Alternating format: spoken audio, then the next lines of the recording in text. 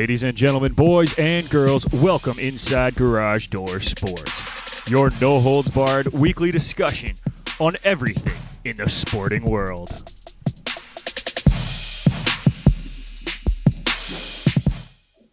That's right, folks. We are back once again. Nick McVicker, Kyle Vardy, and Irfan Manji, the whole team, here to bring you another episode of Garage Door Sports. It's been a while since I think all three of us have been together, and it's beautiful. But Kyle, how are you doing today, my man? Doing good. Doing good. Can't really complain. I'm not as tired on Saturday mornings anymore. I can't really use that excuse anymore. So True. I'm doing good. That's good. That's good to hear. Irfan, how are you doing, buddy? Pretty good. Saturday morning means we talk sports. This is true. This is true. And we got a lot to talk about. We're talking NFL, but we're going to call it the No Football League this week because we're actually not talking about what's happening on the field.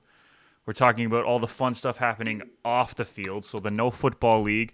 We got early season NHL returns. Oh, yeah, and by the way, since the last time we talked, we crowned a World Series champion. You know, no big deal. But before we get into the sports, guys, there's something a little bit more important that we need to talk about. And it's that mustache on Kyle's face.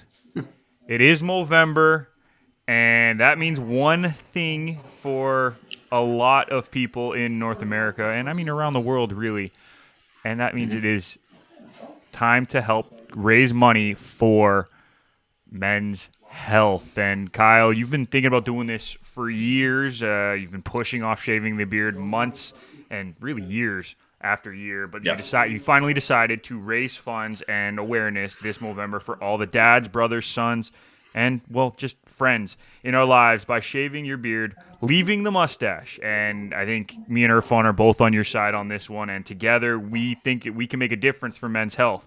Prostate cancer, testicular cancer, mental health, and suicide prevention are all on the cards. Help us stop, help Kyle, but help all of us stop young men dying too soon by donating.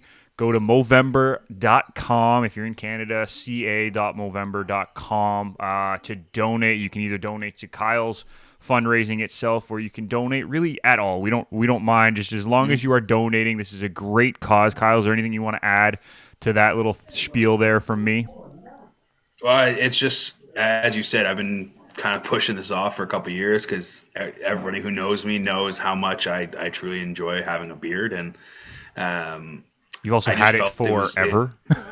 Yeah, exactly. It was a part of me. And I mean, it was one of those, I felt, that I truly am behind this initiative, and I really wanted to truly do it. So I am kind of cheating a little bit by shaving out the mustache, out of my beard, but still doesn't actually it doesn't reflect my dedication towards this actual movement. So I myself donated. Obviously, I'm growing the mustache. I will be posting updates of if it gets any worse. We'll see how much more it grows. But it's truly an initiative that I am 100% behind.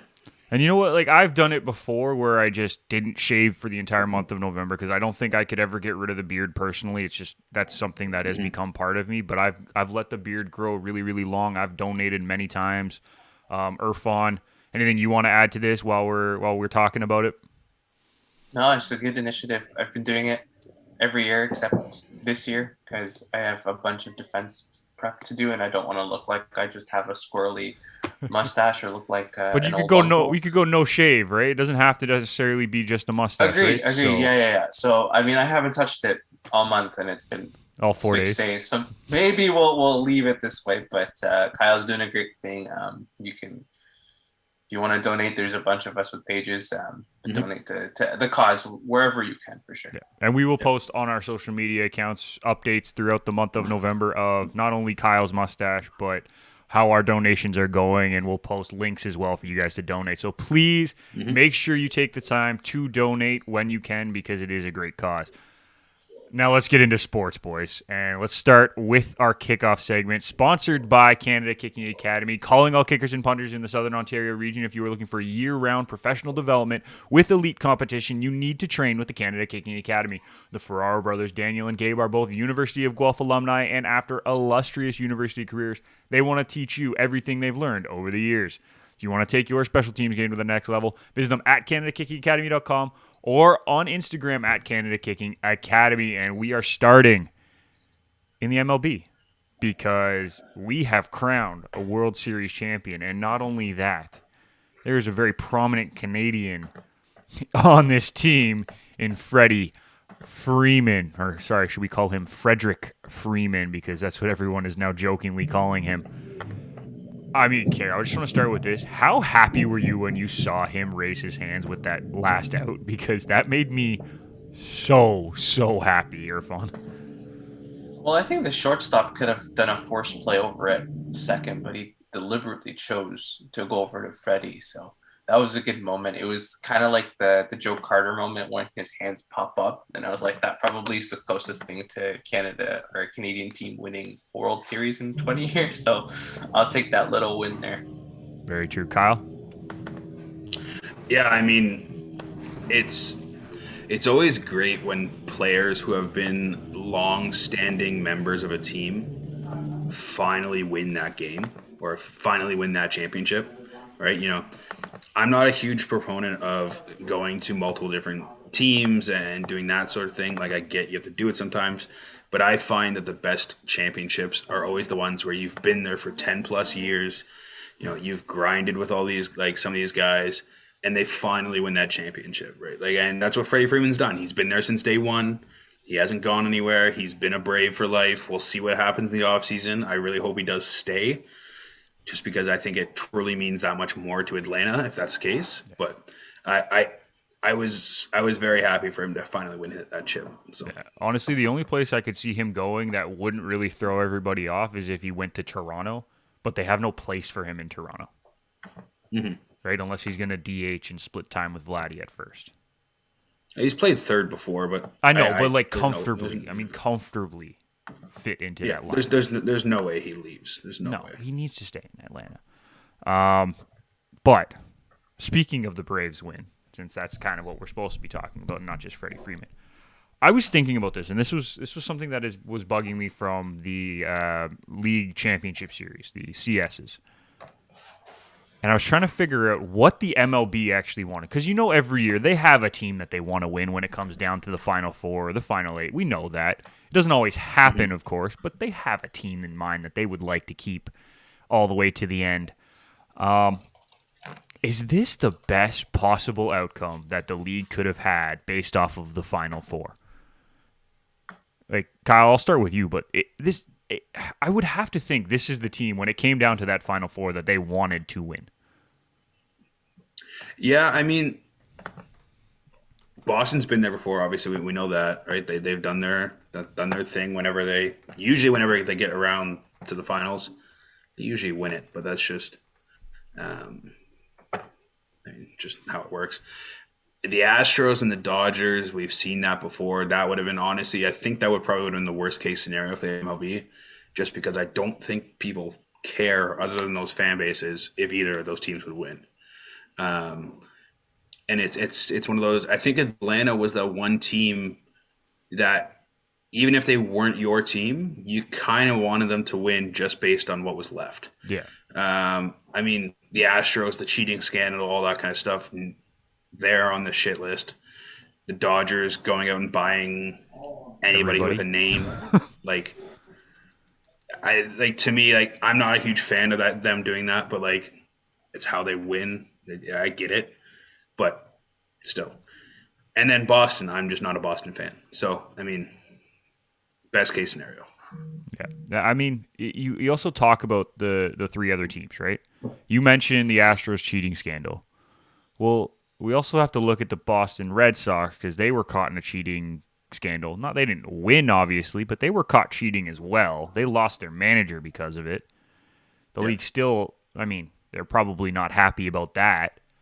But let's also talk about the Dodgers, who, yes, they went out and bought everybody, But what is the dark cloud overhanging the Dodger organization right now, Irfan? You posed the question. Where are you going with it? Trevor Bauer. Trevor Bauer. Oh, I even forgot that he plays for I know, the but Dodgers. that He's is so overhanging irrelevant. that organization right now Well, because like he's the still thing, rostered. but no one's talking about him I know, but the currently. thing is, if they win a championship, that guy That's gets a when they'll ring. talk about him. Yeah, that's That also guy true. gets a ring, so that would be really, really bad for the MLB had they gone through and won.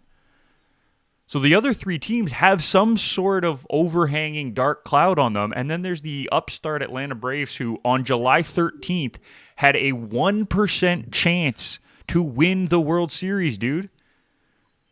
Listen, I think even you talk about the other three teams having a story. I think the Braves also have a story. The whole thing with the tomahawk movement Yes. that a lot of people are having an issue with, which are still having an issue with. I mean, the players were doing it when they were hitting big hits. So, I mean, all four teams have a story. I think, going back to your question about the MLB having the best team or the best case scenario, I think for them it should have been the Giants.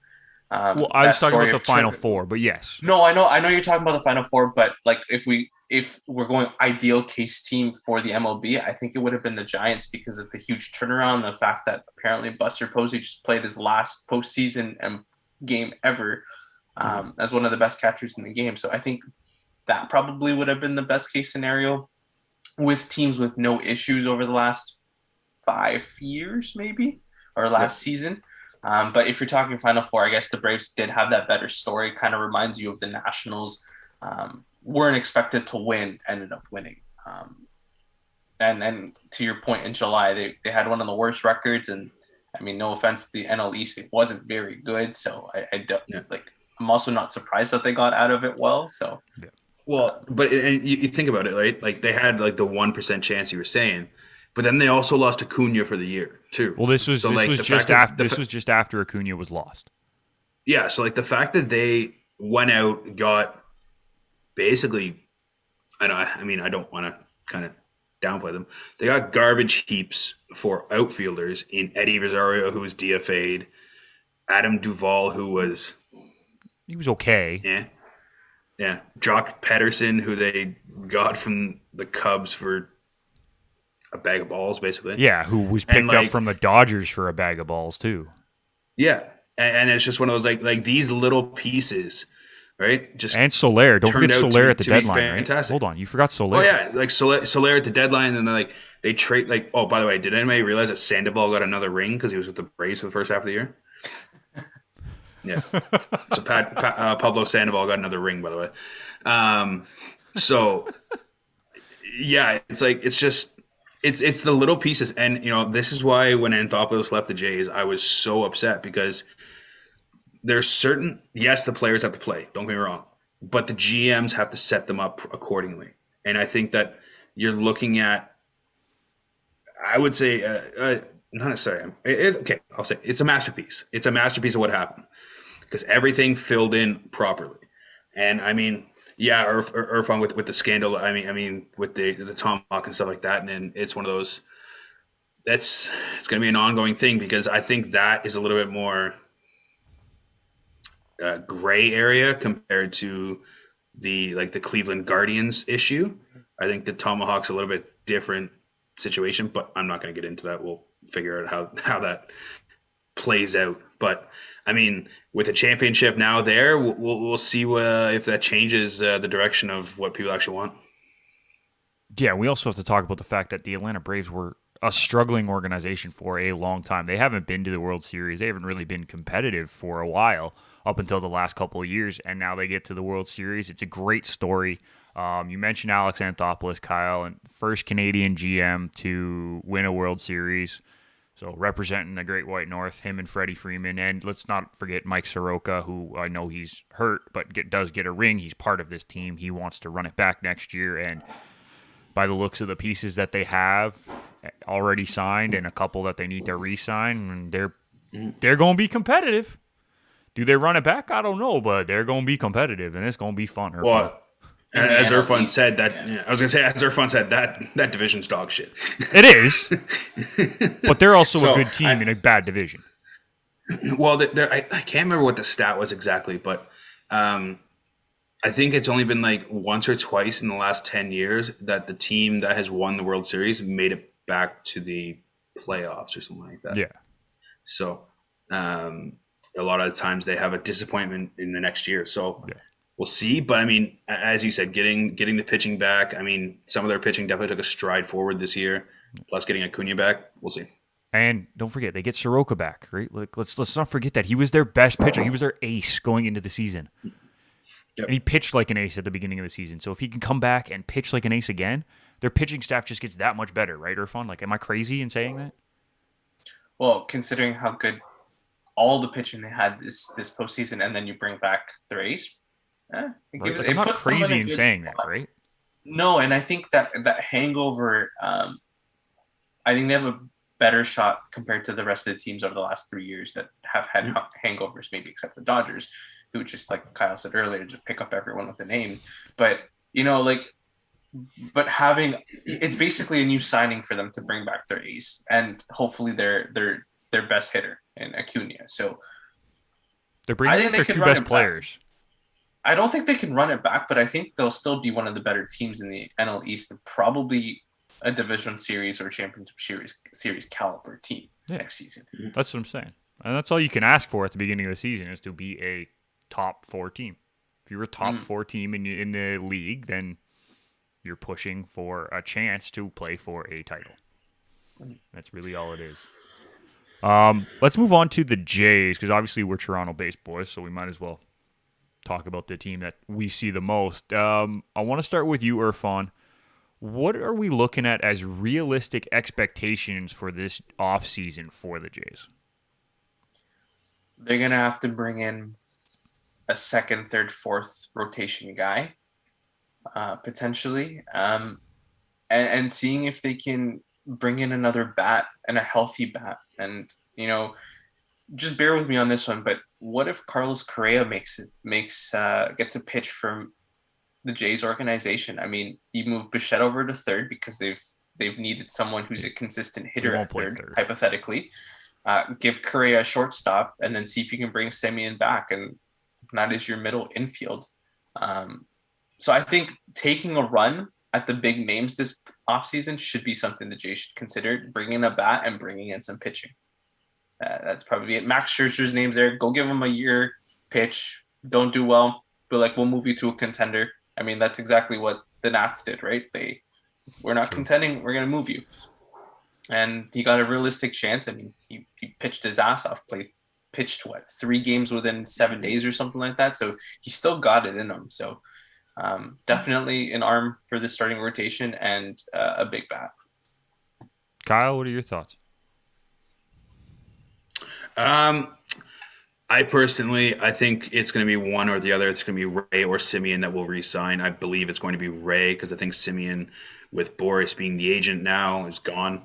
He clearly wants to play shortstop, and he's gone. He's gone. He's gone. I'm okay with him being. You saying with him being gone. I'm really, really tired of everyone saying just because Boris is his agent now he's gone, because we've actually done 2 huge deals with Boris in the last couple of years, and he actually likes talking to the Toronto brass. So the fact that everyone said as soon as he signed with Boris he was gone, I'm like, okay, let's pump the tires here. This isn't the first time we've had to deal with Boris. Well, he's going to ask for more money. No, I get that. But I understand that, and I know that he might be gone.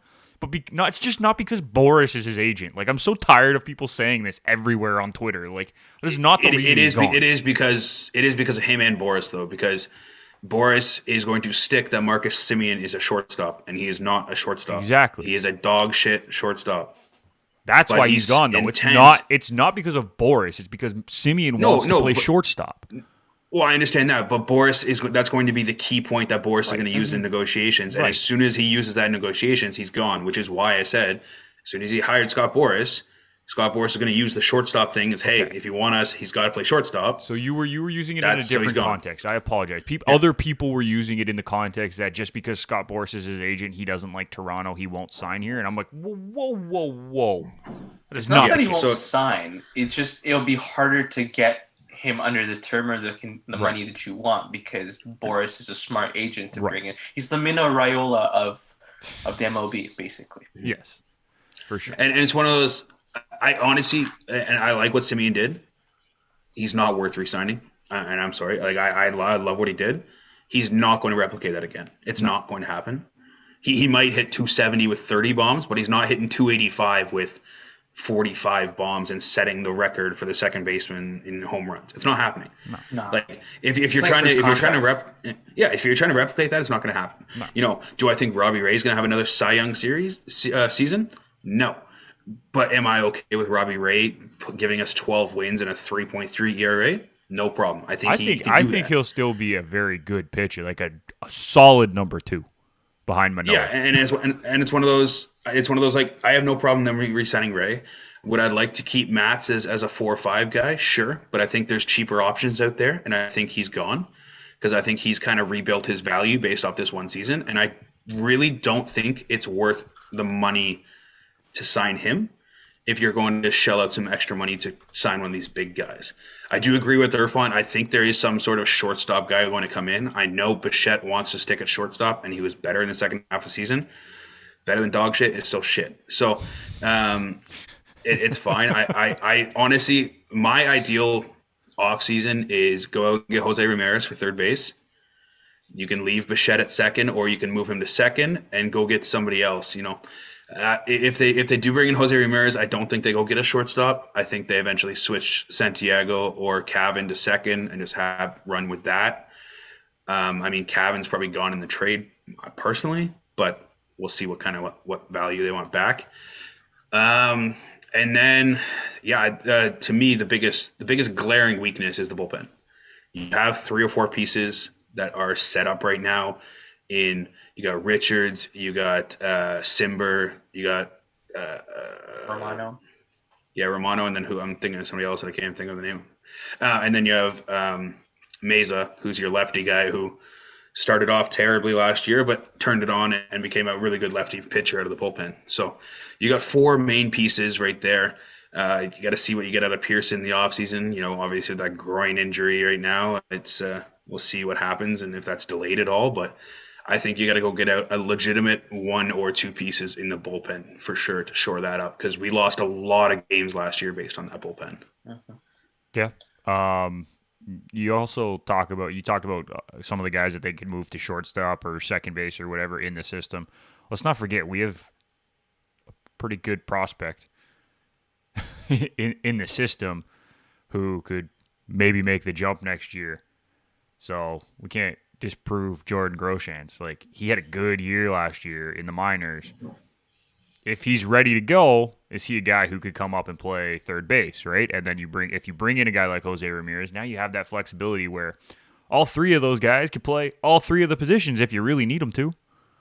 It's a nice little thing to add into the mix. But I agree with you. I think Ray is in my opinion, if you're only going to sign one of those 2 guys, Ray has to be the guy. The way he was able to go out and just become a lockdown pitcher every time that he stepped on the mound was incredible to watch. And the poise in the dugout, the poise on the mound, I think he is set to become a top pitcher consistently in the league. Is he going to win another Cy Young or be another Cy Young candidate every year? No. But very few pitchers are. Like, we're talking elite of the elite that do that year in, year out, like the Garrett Coles and the Max Scherzers, right?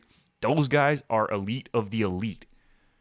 If Robbie Ray is that next tier, right?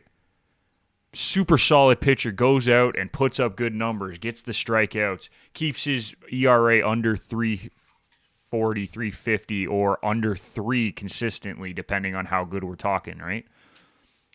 If he's not your ace, then he's one of the best number 2s in the league.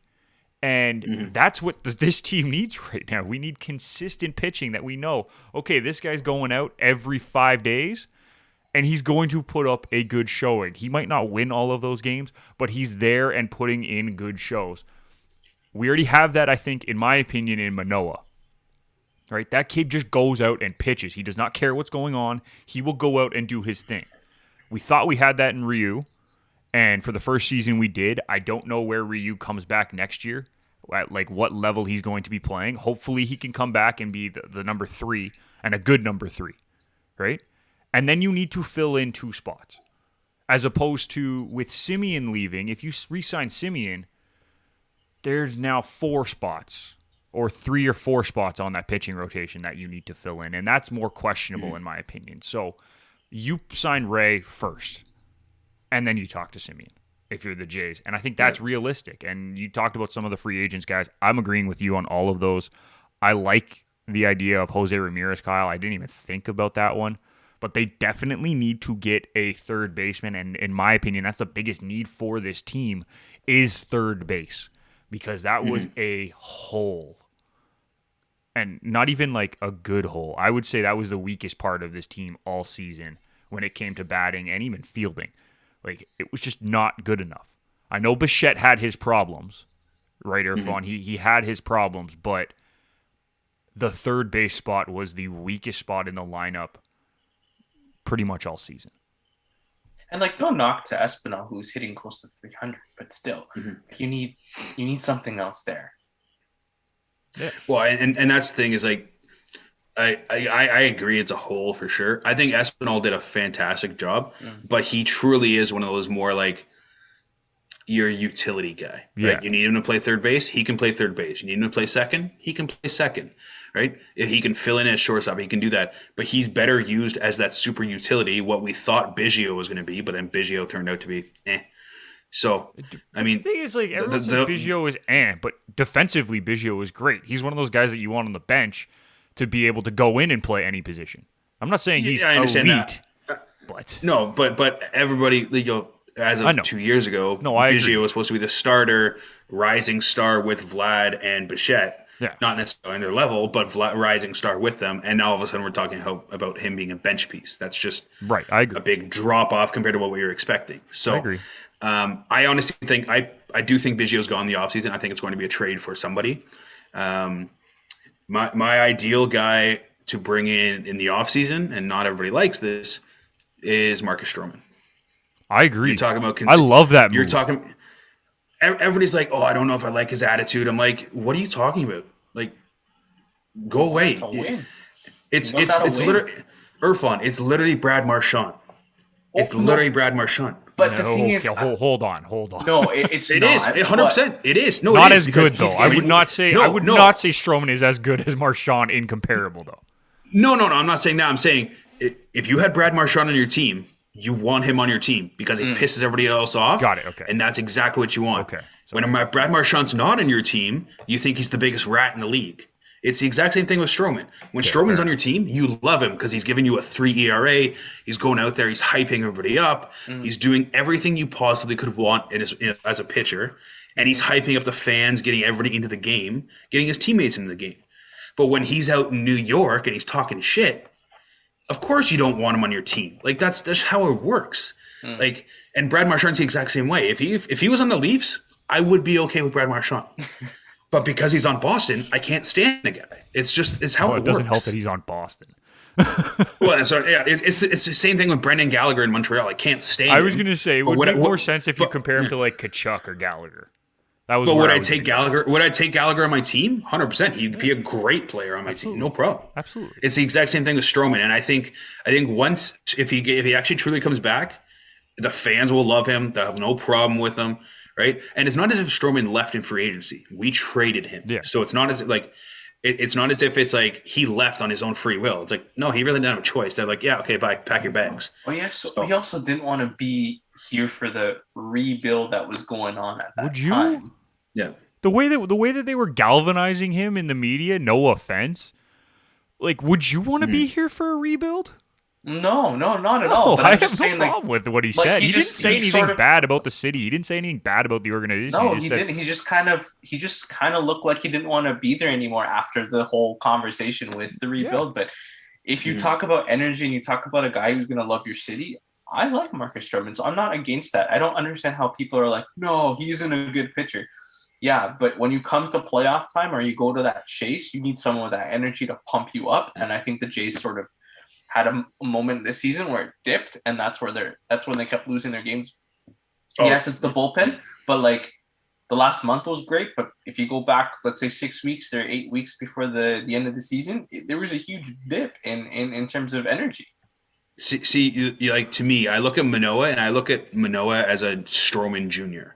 Right, and A way lot different quieter. body styles. Don't get me way different body styles. Don't get me wrong, but same type of energy, same type of pitcher. Right, Just a lot Manoah, quieter. yes, Manoah has the power, yes, but Manoah also uses his breaking ball and he uses everything accordingly. Stroman does the exact same thing. Stroman goes out there, gives it his all, and I honestly think if you bring Stroman in, Stroman's not old. Like he still gives you everything, but he can teach Manoah how to kind of rein things in sometimes and truly just give you his all. And I think that would make Manoah that much better of a pitcher.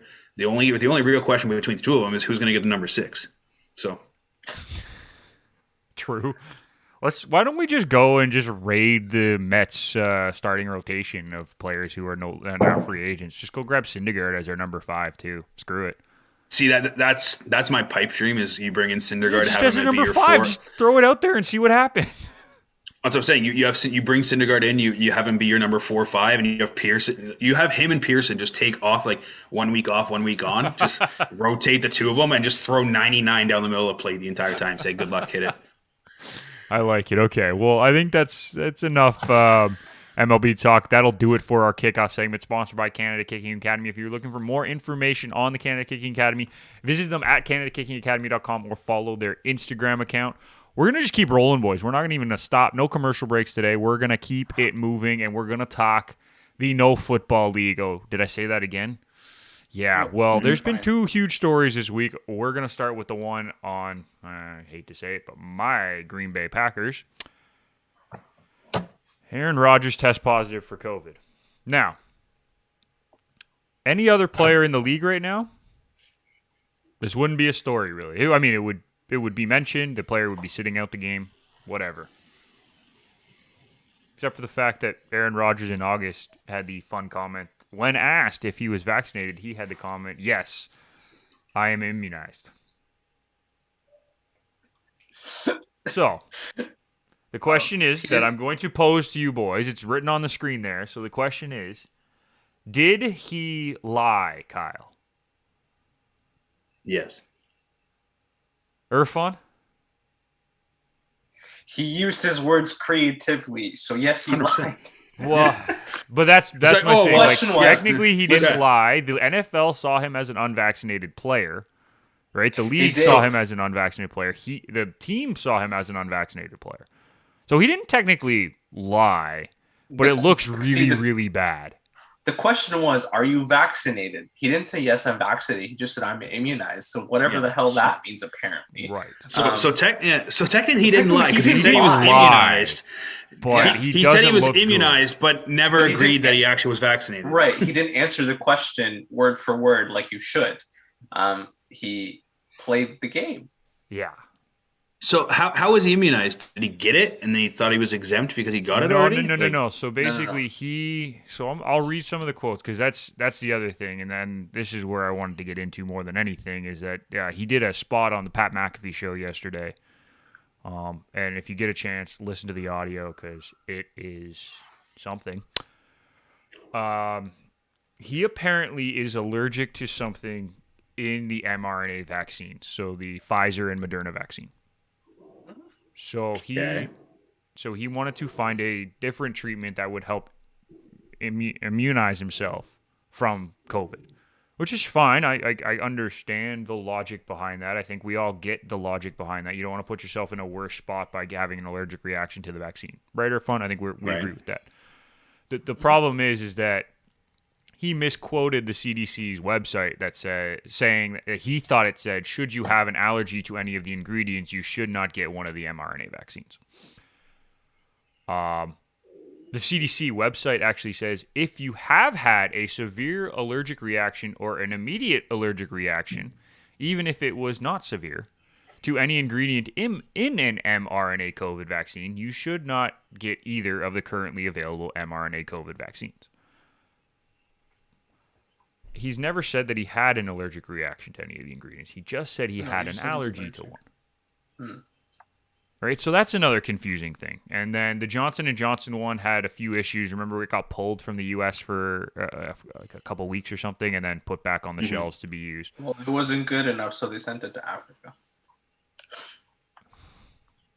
Okay. Yes. Oh, right. Okay. Well, that went dark for a second. All right. No, but that's How exactly what do I happened. bounce back from that, Yeah. Kyle? Sorry, Yeah. but that's exactly what happened. They said they weren't going to use it, and they sent it to Tanzania because the Tanzanian government didn't believe in COVID, and that's how they got rid of Johnson Johnson the first time out. Well, it was just the But clotting yes, sorry. issues, and then there was some issues. So at that point, he said, "Yeah, I'm not getting the Johnson and Johnson," which were the only three that were available in the U.S. So Yeah. he made the decision to go find an alternate thing, in which it took. He apparently got immunized. I don't know what it is. He hasn't really told anybody what he did to get immunized. He just says he's immunized. There was a petition from the Packers to the league to try to get him on the vaccinated list because he thinks he's immunized. But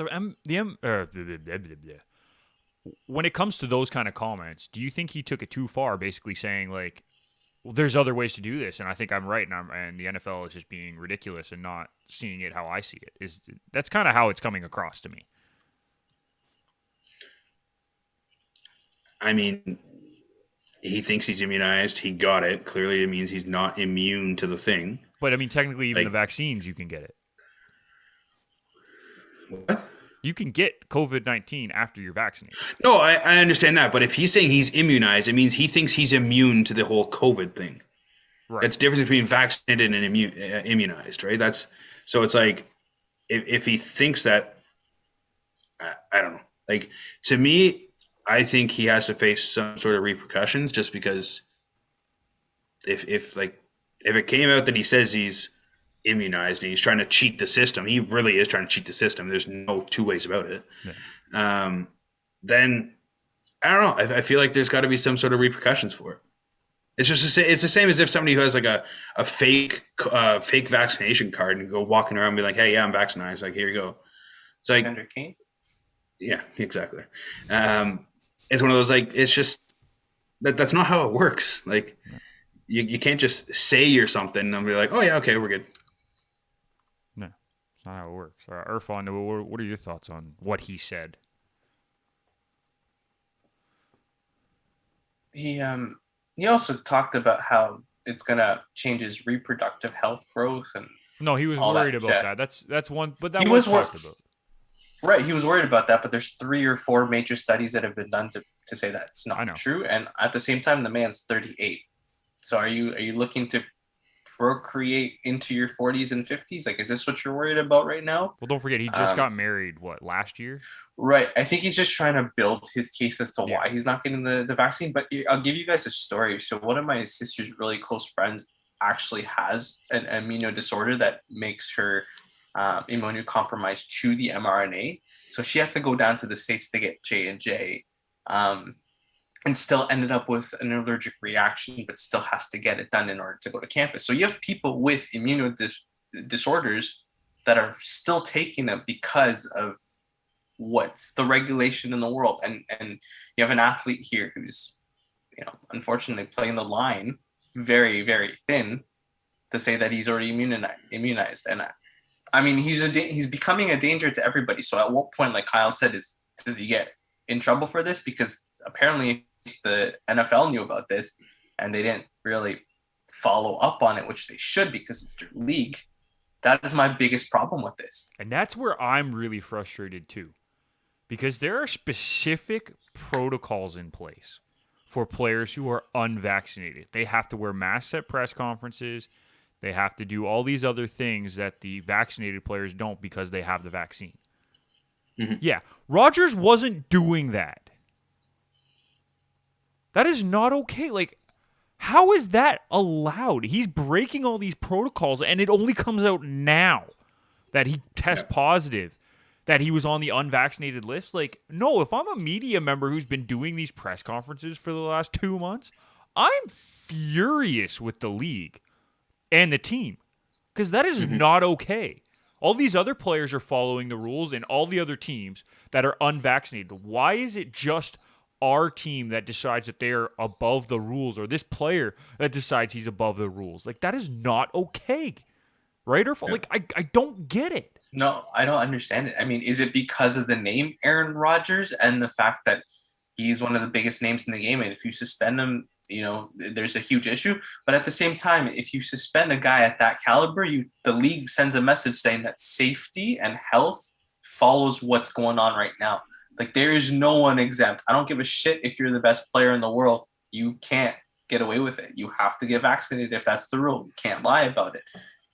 But we've noticed this with North American sports in general, where the leagues themselves will not mandate these things because of the backlash they think it's going to give them, rather than following, I guess, the right path in choosing or suspending a player for the right reason and not for something else, I just don't get how it went this long though. Like, Kyle, like, am I crazy?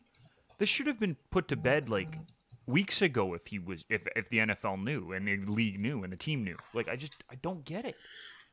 I mean, I definitely I don't understand how it dragged on so much. I really don't. That to me is alarming. I think because to me it almost looked like the NFL is trying to hide it and like didn't want to get caught, and then somehow something leaked out that he wasn't vaccinated, and all of a sudden like, oh yeah, I know, we're gonna do a whole like investigation. Like we'll figure it out. So I feel like they're trying to like almost backtrack to try and save their own ass because, as Irfan said, if it wasn't Aaron Rodgers and we're talking about Jordan Love being vaccinated or whatever, it's a different story. Like I don't think they would have allowed him to do it. Everything would have been like, hey, no, you got to do this. But because it's Aaron Rodgers and he's a top 3 quarterback in the league, all of a sudden, okay, it's a different situation, right? If we were talking about like Patty Mahomes doing the thing too, I think it would have been the exact same situation because the NFL cannot have Rodgers be like viewed in like a negative aspect until they get caught. Like it's not good for the NFL, right? So Yeah, I just don't get it. And like, I mean, we had Lamar Jackson in the preseason being really coy about his vaccination status and whether or not he's vaccinated. I believe he is now yep. because he's not wearing the mask for press conferences like he was before. I don't know for sure. I'm trying to find it right now. I can't see anything specific.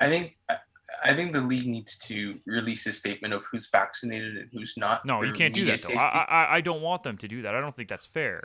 Well, at least they have to be more transparent about it. Like, you can't be hiding. Like, how many other players do you think in the league are being hidden from this sort of thing? Is it just Aaron Rodgers? With masks in press conferences. We see coaches. John Harbaugh has to wear a mask in his press conferences because he hasn't got the vaccine.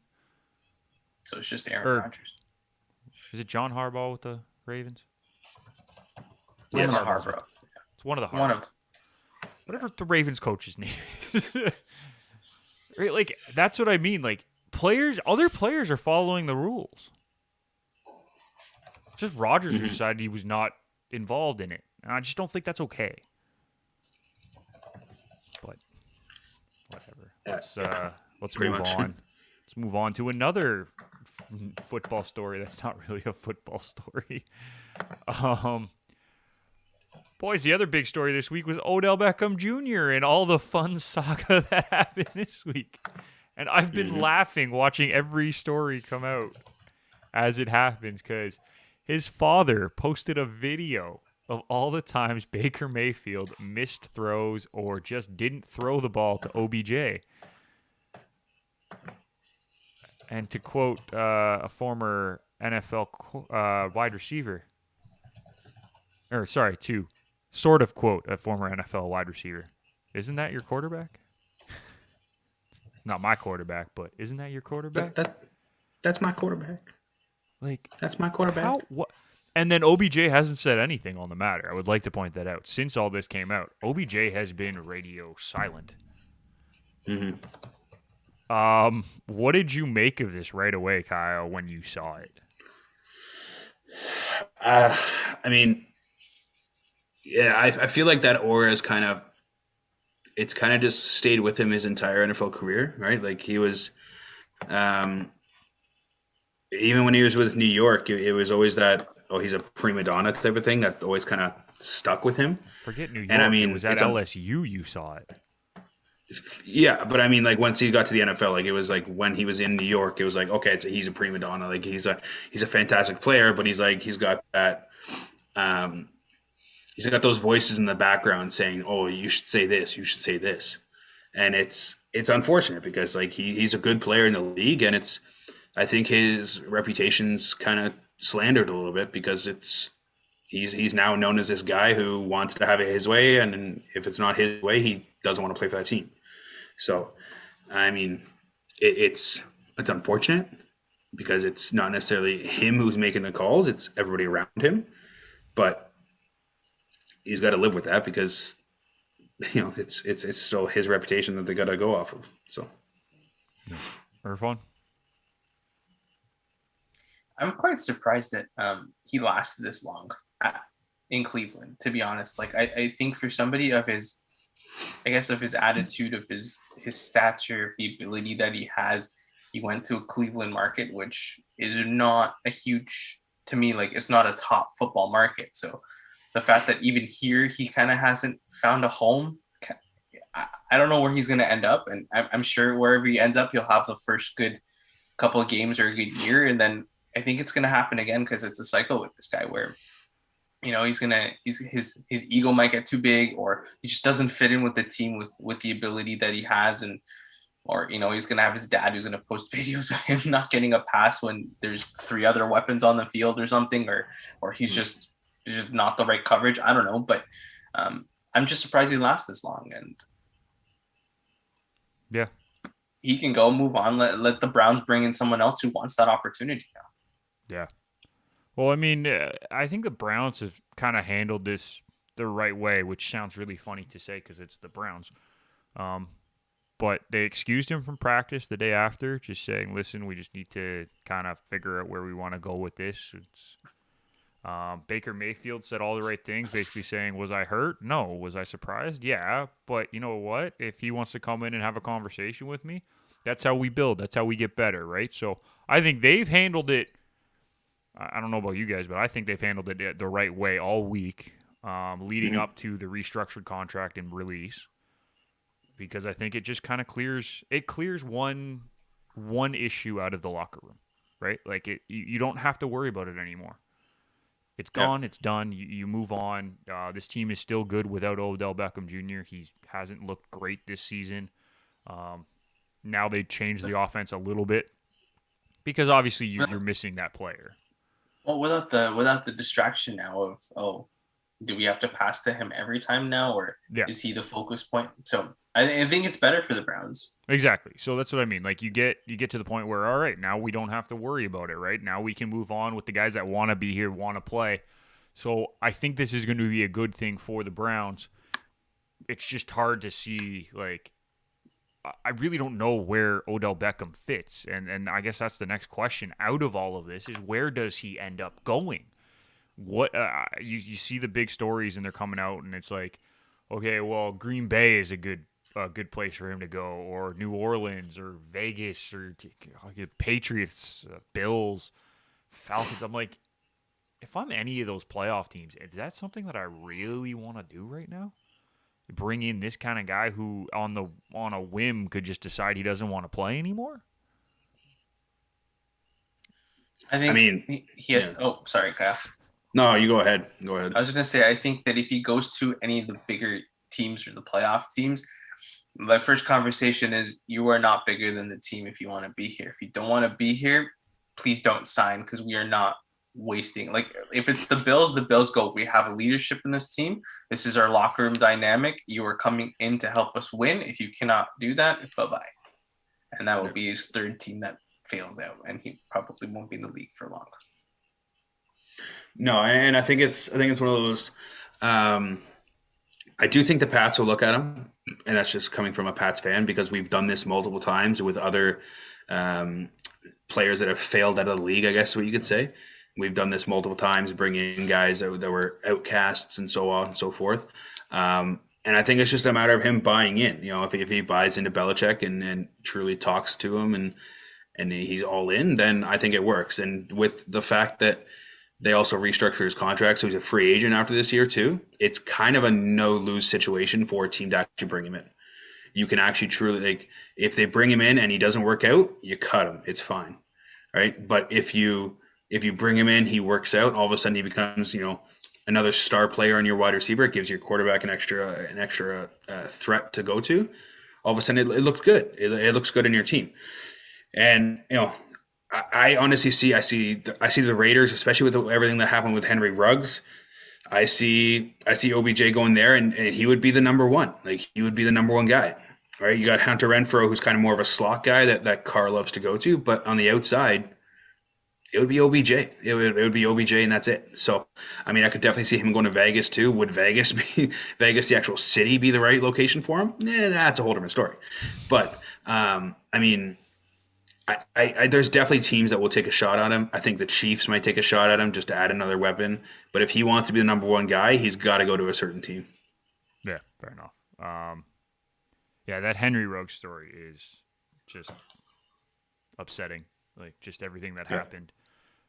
I loved Derek Carr's comments afterwards, by the way. I know this is not what we're talking about, but Derek Carr's comments about, hey, this guy right now just needs someone to care about him. And I don't care what happens. I will always be that guy if he wants me to be. That's a leader. I want to play with Derek Carr now. After hearing that, I was like, I cannot believe, because he's not a very vocal guy, let's be honest. He doesn't say anything out there, but when he said that, my ears perked up, and I'm like, wow. Like, if you are not all in with this Raiders team, you should be, after hearing what Derek Carr just said. 100%.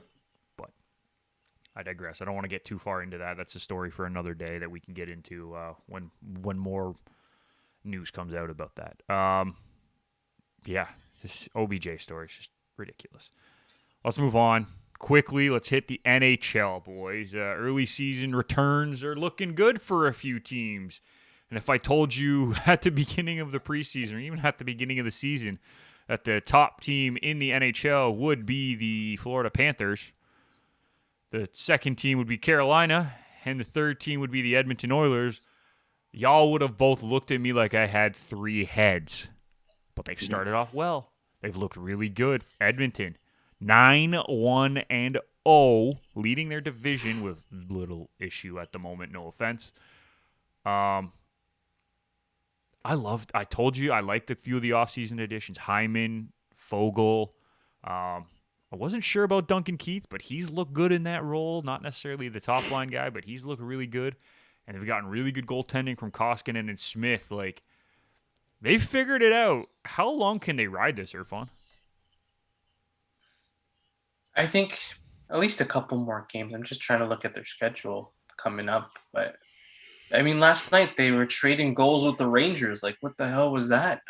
It was an entertaining game from a fan perspective. But if you're a goaltender, you're like, oh, crap, I'm going to get lit up again on this 2-on-1. But, no, it's actually very good for Edmonton and that fan base. And maybe, a couple years ago, we were talking about them throwing their jerseys onto the ice or burning their jerseys because they're frustrated. But I think they've kind of balanced it out where, Connor McDavid can go and score beautiful goals for you, or Leon can do the same thing. But you've got depth players, or you got players from different positions that are able to chip in offensively and defensively. I think they're okay. Maybe they need an upgrade in net, and that's something we've been saying for a few years. But I think they can keep this going for a couple more games for sure. Yeah. Kyle, what about you? What do you think about Edmonton so far? I mean, I think they can ride it probably for another week or so. I don't think they're necessarily going to go, 9 or have like 3 wins with one more loss or whatever. I think they do come back to earth a little bit, just because I don't think either one of these goaltenders can maintain a .920 save percentage. It's just not going to happen. Mike Smith has the better chance, let's be honest, because it is Mike Smith. 100%. Mike Smith's got to get healthy. That's the issue. That's the issue. But to me, I think that offseason addition of Zach Hyman has really shored up that top line, and the funny thing is he's not even playing on the top line. No, but he's allowed them to play different players on different lines. Like, he's added to that depth of that team, so that way, because last couple of years it's been Draisaitl, McDavid, and who else, right?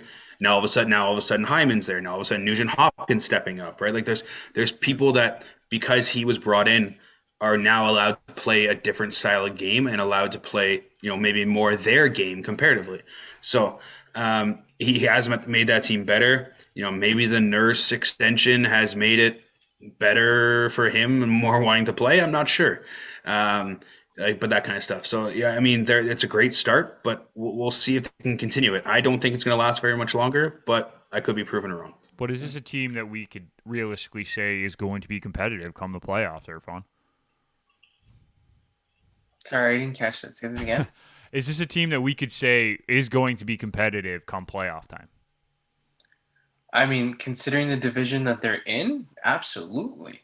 I mean, everyone else has been playing decent hockey. I mean, yeah, the Flames have played pretty well, but I could see them being a playoff team because everyone else hasn't really looked good in that division. And it's all about finishing top three, even if it's the crappiest division. I mean, comparable NL East, for example, right? Or whatnot. Like you just have to be able to do better than the teams behind you. It doesn't matter what anyone else in the other divisions are doing because you're going to make the playoffs if you do that. So, um, yeah, I think they have a realistic chance. I think they had a realistic chance at the start of the season with Connor and Leon, but now you get to see how they've how the action's been, and yeah, I think it's good.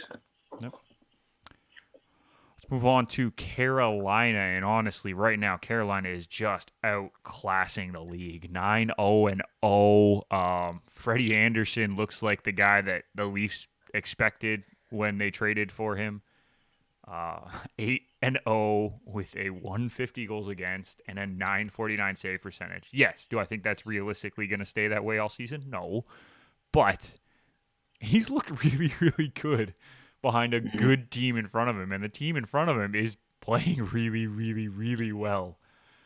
Svechnikov is firing on all cylinders. Aho is looking really good. Trocheck, Teravainen are all getting in on it. The defense, I know I'm not a big fan of his, but Tony DeAngelo has looked really good. Jacob Slavin is the cornerstone there. Who's stopping these guys in the East right now, Kyle?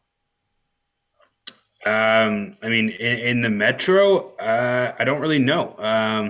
Obviously, I thought the Islanders were going to be their continuous, annoyance that they're always in the top three, even though they don't have the team to be in the top three.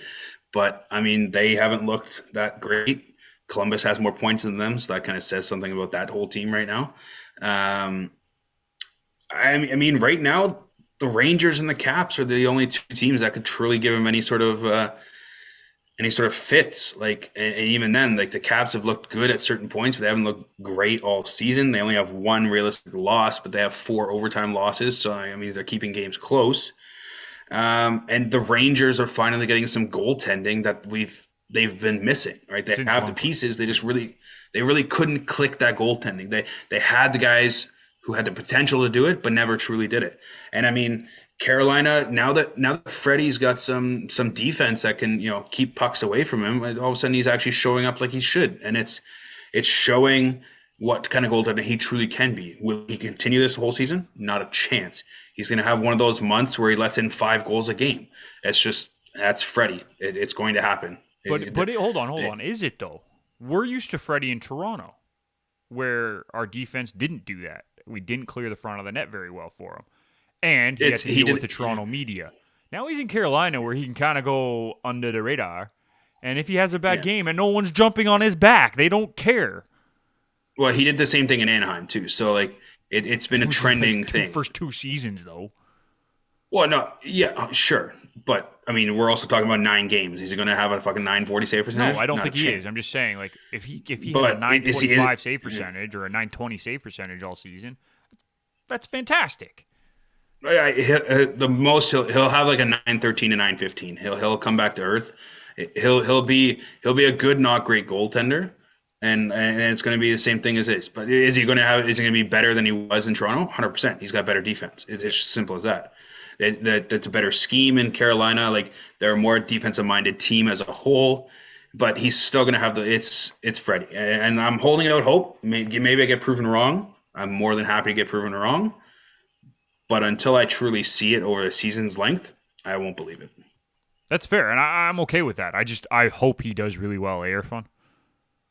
Yeah. I mean, like you said earlier, like the pressure of Toronto media is gone. The fact that it isn't a run and gun style of play, I think Rob Brendermore has a more compact system. You play defense, you play offense, you play a full 200-foot game, and that's probably why they're so successful to start the season. Is it's the last 3 years accumulating and culminating into something just like he preaches defense, he preaches offense, and I think Freddie's not left to dry on most nights. I mean, that's a huge difference. It reminds you of his Anaheim days where they were also playing decent defense and he was coming up big, and that's why the Leafs went and got him. Was we need a goaltender that can make these big saves, and Freddie did make big saves for the Leafs. It's just last year was probably his worst time or worst year in Toronto, and that kind of drove him out. But he probably won't be 940 save percentage, but I can see him between 905 to 920 for sure. Yeah, that's fine. And big game for Carolina tonight, though. Like that, yeah. That's going to be a juicy matchup. And then they play Tampa the next night, so they're in Florida for that. Well, speaking of the team from Florida, let's talk about the other team from Florida. And holy moly, Florida looks almost unstoppable right now in their division. 41 goals for, 22 against. They're getting goaltending. They're getting scoring. I think the real question, though, is do the Panthers have enough to outlast their interstate rival in the Tampa Bay Lightning, Irfan? I don't think so, and here's why. The last 3 games that they've played have been decided by a goal, so 2 overtime games and a shootout, where they've kind of looked a little leaky in the sense that not leaky, maybe that's not the right word, but they haven't looked comfortable. Yes, they've won those games, but they've also played teams that have pushed them to more than 60 minutes. And Detroit is that one team, then Boston in the shootout, and then even the Caps. And you play Boston and the Caps, and they're decent teams in the league, but I don't I think by the end of the year it's gonna be Florida and it's gonna be Tampa Bay. I'm just my biggest question mark for Florida right now is, sure, they'll be a powerhouse, but is the new coaching going to be the right level of coaching that they want? Is this the right voice in the locker room that they need? And Blackhawks scandal on the side, Joel Quenneville's a good coach. So can you replicate that? Can you replicate a Stanley Cup winning coach with the talent that they have? Because they started off well because of that. So that's just my question. Yeah. I think that's the biggest asterisk beside the Panthers, but they can go toe to toe if they continue with their trend for sure. Fair enough, Kyle. I agree. I think Florida is. I personally think Florida is going to be number one. I think they have the depth pieces, and if you look at the stats of what they're doing, Bobrovsky's back to being Bobrovsky, and it's going to be one of those. Is he back to what he was in Columbus? We'll see. I'm not holding out a whole lot of hope with the last couple of years he's had, but he looks good. And the biggest thing is they have a legitimate 1B as a backup. Like Spencer Knight is the goaltender of the future. Where that future is, I don't know, because I don't think it'll be in Florida. But it's going to be one of those. What? I don't think Spencer Knight's going to be in the future in Florida. Why? Because Bobrovsky's signed for another 7 years, and nobody's taking a $10 million contract for Bobrovsky. Okay. So you're gonna have a $10 million backup. I guess.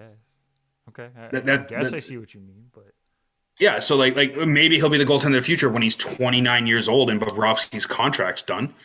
At that point, it's a waste of Spencer Knight. I think it's gonna be one of those. If Bobrovsky falters, does Spencer Knight take over, and then you try and find somebody to take a $10 million? Maybe Bobrovsky goes to Arizona for a $10 million contract. Who knows? But land where barring contracts die. Barring something crazy like that, I could 100% see it being like a Cam Talbot thing in New York, right? Cam Talbot was an up-and-coming goaltender. He was going to be the next goaltender of the future for the Rangers, but Henrik was still there. And nobody was moving Henrik from that goal crease. All of a sudden, okay, Talbot's a free agent now. He goes off and signs. And Cam Talbot hasn't been really same type of goaltender. He's been rebuilding his value in Minnesota, but we'll see. So I don't know. Barring something crazy for Bobrovsky, I don't see Spencer Knight being there long term. Okay. With saying that, I think the amount of depth scoring that they're getting right now, when your third and fourth top scorer is your defenseman in both Ekblad and Forsling, I think that truly shows what their team is, right? You got Duclair, Reinhart, Bennett, Verhey, all these guys that pretty much were outcasts for a lot of these teams. All of a sudden, have found a home in Florida, and they're meshing together. They're playing well, and it's as long as like they have the pieces to go far, and they have the depth. And I think the biggest knock on Tampa this year is the lack of depth. And that's because they lost Gord, they lost Coleman, they lost Goodrow. Like that entire third line that carried them through majority of the playoffs is gone. Like it's kind of hard to replace that. That's the thing. Yes, you can get Matthew Joseph and all that kind of stuff to fill in, but they're not that third line anymore. So I mean, they have to kind of reestablish themselves. They still have the top end talent. I mean, Kucherov can't stay healthy. That's a whole different issue. But I think Florida is the new king in Tampa. I like it. I hope they are because I prefer Florida, to be honest. I like the way they've built their team, but that's a personal thing. I think they're a good team. Both teams are very good. It's going to be fun to see which one comes out of the division on top. I think Toronto, if they really figure it out, they might be able to compete, but I think it is a Florida team winning this division. Okay, boys, that's it. Final thoughts for the week. Kyle, we'll start with you. What are you thinking about? What am I thinking about? That's a good question. I'm excited for, and we talked about it earlier, I'm excited for the MLB offseason. I'm kind of curious to see. There's lots of big names out there, lots of things that are going on that I want to see how they kind of shake out. Too many free agents end up switching teams, so I kind of want to see who resigns, who wants to stay with their teams, that kind of stuff. Also, my other final thought is, as we talked about in the pre-show, was Movember. Obviously, if you do want to donate, I am donating to the cause myself. So it's a great cause to get behind, men's health. So look online and see if you can help somebody out with that. Very good. Yeah. Don't forget Movember.com for your donations. Irfan, what are your final thoughts of the week, my friend? Couple of good games coming up in the NHL this weekend. Florida, Carolina tonight. Leafs, Boston tonight, which is going to be nice to see the growth of the Leafs. I mean, to see if they can follow up after the big win against Tampa Bay midweek. So a couple of big games. So bless you. So hoping that we can be entertained a little bit more, and yeah, we'll go from there. I'll cover soccer with Paige, but yeah, that's always my final thought. Follow Irfan for all these soccer takes. Very disappointed in the morning show today when he jumped on. He was not happy. Yay. Kyle just turning the finger. For me, I hope we can get back to football this week and not worry about the Aaron Rodgers and the Odell Beckham Jr.'s and the unfortunate situation with Henry Ruggs, because this season has been very interesting on the football field. There have been surprises. There have been teams that are doing really well that we didn't necessarily expect. There are teams that have been doing well that we did expect, and they're doing better than some of us expected. I'm having a fun time watching football for the first time in a while. Like, I genuinely am enjoying a lot of the games, or a lot of the results, I should say, because it's not necessarily what we expect. Yes, the big teams like the Packers and the Buccaneers are playing the way that we expected them to. The Chiefs are not. The Ravens are not winning the division like we all thought they were going to run away with the division. The Bengals are near the top of the division. I love it. It's fantastic. Right? We're seeing these good young players now bringing these teams up. This is something that we want to see as fans of the sport, as well as media, because it allows us to have a lot of conversational topics that if we really wanted to get into the NFL deeply, me, Kyle, and Irfan could talk for weeks straight, no stopping, about just all the storylines. That's how good it's been. So I am really enjoying football for the first time in a long time. I hope you are as well. So let's hope for some fun games this weekend to kind of wash the palate, clean the palate after this week of just awful stories coming out of the league. That's my final thought. If you want to follow us on Twitter, don't forget it is at Garage Door Sport. On Instagram at Garage Door Sports. We will have updates throughout the week on more things as they come about. If you're looking to follow me, Kyle, or Irfan, it's at Nick McVicker, at Kyle Vardy, and at Irfan Manji on both Twitter and Instagram. You can follow us. I just posted a very interesting picture of Delano Banton with the nickname that I think it needs to stick, and I'm going to keep pushing it because I think it's a great nickname. 45 Express. The guy picked the number for a reason. Let's push the nickname, in my opinion, that needs to be moving forward. We had Air Canada, right? We had Junkyard Dog. We need the new like big nickname after the Claw, and it's 45 Express, in my opinion. I don't know if you guys agree or argue or want to argue me on that get one. Behind it. We'll get behind it. We'll support you. I like it.